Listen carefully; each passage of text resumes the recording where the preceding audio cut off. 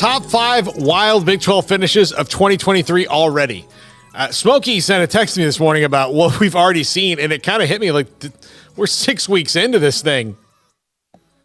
We're 7 weeks now, but 6 games really for most teams. And for the Big 12, they've had some crazy stuff happen. In fact, one team is on here twice. Pros and cons. Yeah. So, and another team could have been here. Like there are a couple of ones I left off, but number 5, Kansas State falls to Mizzou on a last-second field goal that was 62 yards, right, from Harrison Mevis, the thicker kicker. Yeah. So Kansas State, their season got stuck in the mud right on that point where all of a sudden they're not winning those close games again. As for last year, they won them. Right. And sometimes they weren't close. They were blowing some people out last year, Oklahoma State and Baylor in particular, that they rolled through. But they won the close ones. This was not one they won, but this last-second finish kind of derailed. I don't say derailed, but took them down a couple speeds for sure.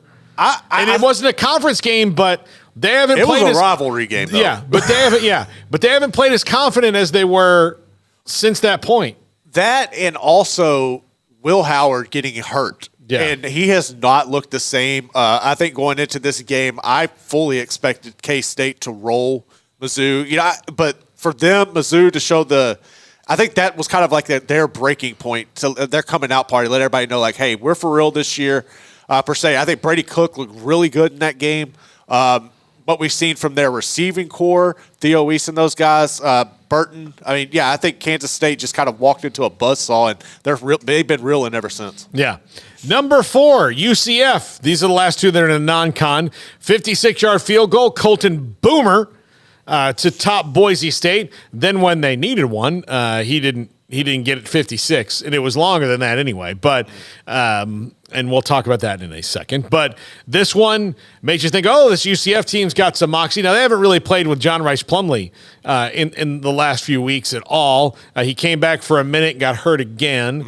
Timmy McClain fills in ably on offense, but that's not their problem. Their problem is they can't stop the run at all right now and have to get better. But this one was the shining moment of their season so far in winning at the Blue Turf. Tough place to play for anybody.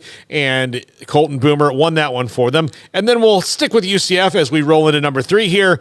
Baylor's wild fourth quarter and comeback against UCF, which might be their bright shining moment of the season based on how everything else is gone. But I was there for that one, as you all know, and it was nuts. I had no faith that Baylor was going to get back in that, and it was the largest comeback in Baylor school history.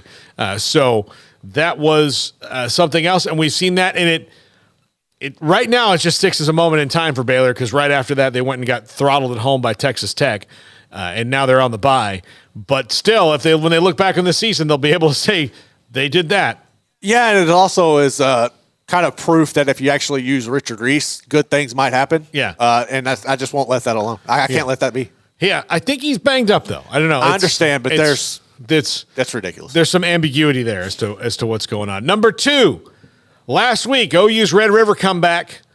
Texas has that game locked. They very rarely does Texas kick a field goal and then give up the win on the back end.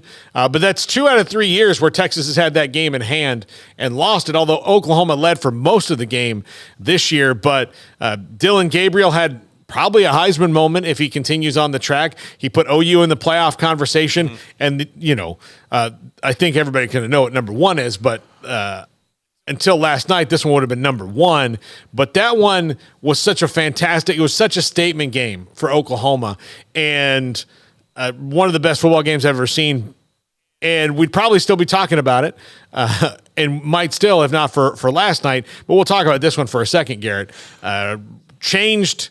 I don't think it completely changed Oklahoma's season, because there was a good chance that might have been the only one they lost anyway. Right. As good as they are, especially seeing how it worked out. But it certainly made you think differently about where their season could end. I was not real high on Oklahoma. I'd only caught like bits and pieces of them throughout the season until that game. So for me, it kind of opened my eyes to what what they are doing and building as a program. It would baffle me, and I'm not an X and O's guys. I'm not ever going to pretend to be. But that last drive, I was baffled how Texas just automatically went prevent and never pressured Dylan Gabriel. I felt like that was a major flaw, and that was something that Phil Bennett addressed when he came on. I was glad he did, man, because I feel like Texas defense in that moment blew an opportunity by just getting too conservative and laying back. And anytime you have that offense and those type of playmakers, you can't do that. I don't want to take anything from Oklahoma, but that was one thing that sticks out is I think Texas kind of mismanaged that last possession and let Oklahoma cook them in the end. Yeah. So Wyoming over Tech would have been one of them too. How that one ended in overtime. So that's another crazy finish we left out. But number one, Houston Hail Mary to top West Virginia last night. Just ridiculous. Where West Virginia has a 50-yard touchdown pass to take the lead, and you think, okay, they got out of that with a scare. You're about to be 5-1. One game away from bowl eligibility. They weren't in a bowl last year. Neil Brown is on the hot seat. I still don't think I think he's removed himself from it. Yeah. I think they'll finish fine. And this is the nature of the Big 12. But Houston getting their first Big 12 win in 12 seconds. 12 seconds. That just insane. And even though this didn't happen in the Big 12, it just comes off. Sometimes these things happen. Like, people see it, you get confidence, you can think of it, it's in your head. I do think that when you see things that have happened in the last few weeks, Miami and Georgia Tech, and you're in that situation, you're like, well, can't hurt to try. Let's go.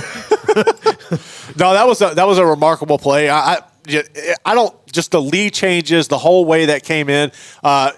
Gut-wrenching if you're a West Virginia or a West Virginia fan. I know we have a lot of them listening. I really feel for them this morning. I'm pretty sure they didn't, and not being able to burn the couches and everything, that had been frustrating. But no, that was a lot of fun.